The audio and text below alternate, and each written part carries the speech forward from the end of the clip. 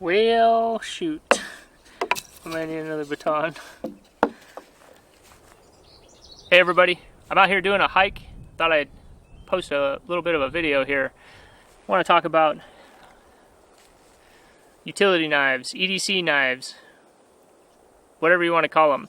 Lately I've been carrying a small fixed blade as an EDC knife, and I've really been enjoying kind of going back to that. My favorite so far has been the ESEE CR 2.5. I really enjoy this knife. Just a solid little workhorse. The only problem I've had with it is corrosion, especially when I'm out fishing. If I don't dry this thing immediately, it will rust, guaranteed, every time. And it's been a little bit of an issue every once in a while when you just simply don't have time, or you're in a situation where it's raining. You pick it. I'm sure you can see where, you know, you've got to do a bit of cleaning when you get home, and hopefully you don't forget about it and it gets really bad and pitted. So other than that though, I do really like this knife. Now I've been waiting for the updated version of this, which will have a more corrosion resistant steel.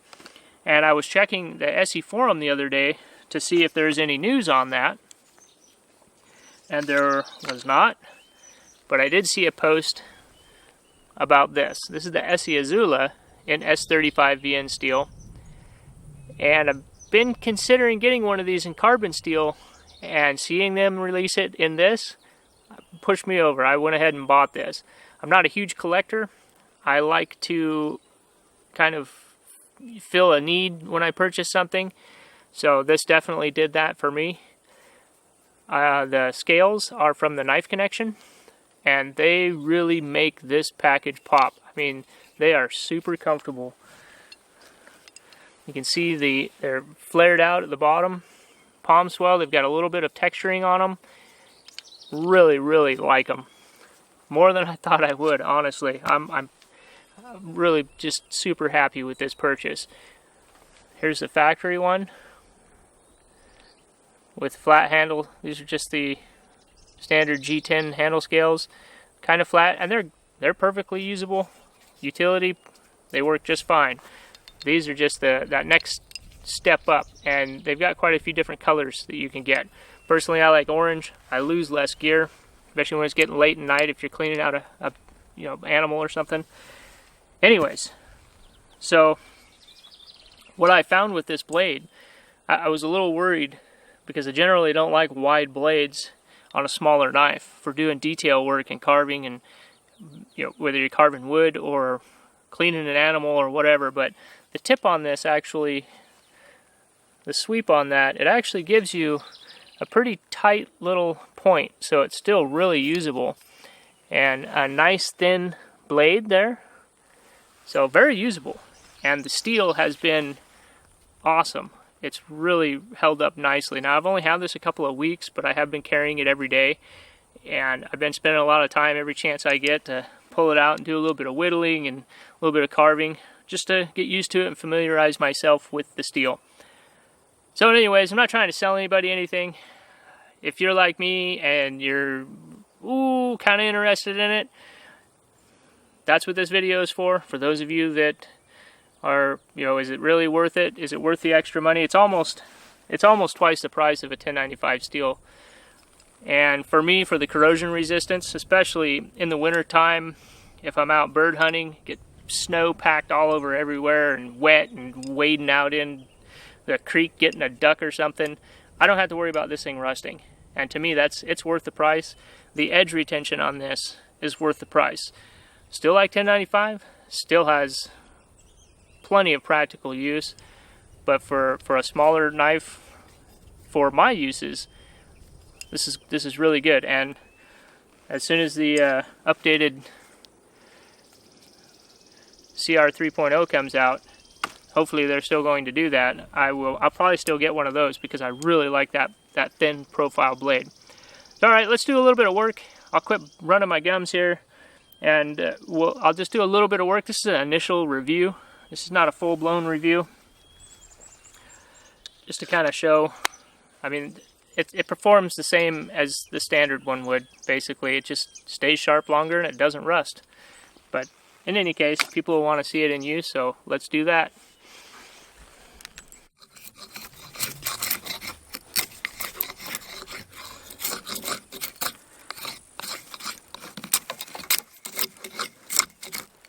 Piece of hawthorn. This stuff's really hard.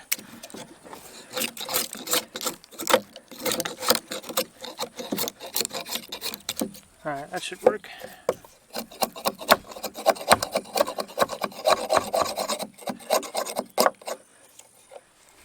Alright, let's try this again. Yeah, no problem.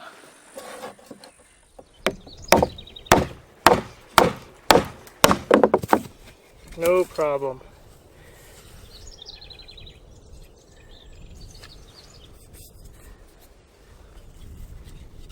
I know this is green wood, but this is actually a pretty hard brush wood.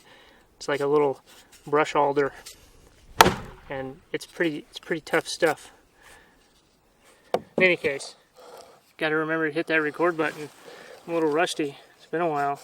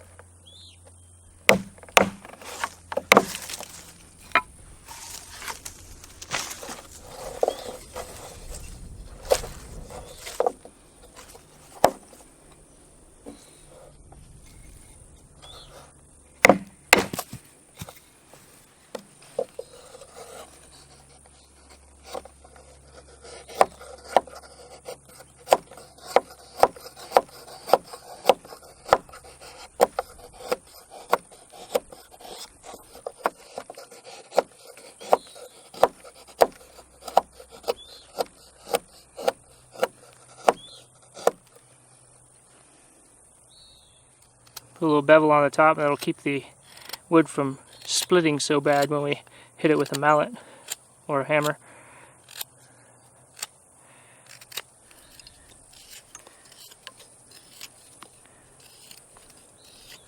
Very comfortable, very usable.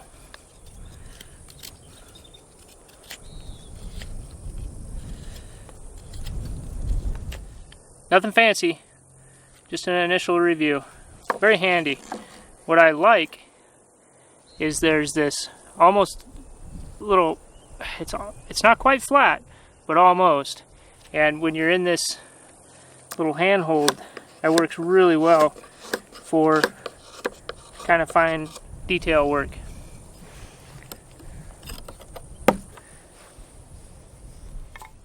Alright, let's wrap this up real quick. Now I could have sat out here and done a whole bunch more work with this, but honestly there's more than enough reviews out there showing the capabilities of the ESEE IZULA. Bottom line for me, as this is my initial impressions video, time will tell, but as it is right now, I really like this thing, and I especially like it with the contoured scales from the Knife Connection. They have some really good prices too, so if you guys want to check them out, I will leave a link in the description. I'm not affiliated with them. I just found that they have good prices and good products. So what do I like about this so much? Let's cut right to it. This thing blends two of my favorite knives, smaller knives, these guys right here. It has the utility and the durability of the ESEE, but the corrosion resistance and the kind of the ergonomics of this little Eldris. And that's what I think. I honestly think that's kind of what this is. A good mix of these two knives. So yeah, I'm really happy with it. Leave a comment down below. Let me know what you think. Is the steel, the super steel, worth the extra money, or are you gonna stick with 1095? Is rust a big issue for you? Do you run into it while you're out doing the stuff that you do? For me personally, it has been. It's easily taken care of, but it can be a little bit of a pain. In any case, leave a comment, leave a suggestion. Constructive criticism is always welcome. That's how we learn. And until next time, guys, see ya.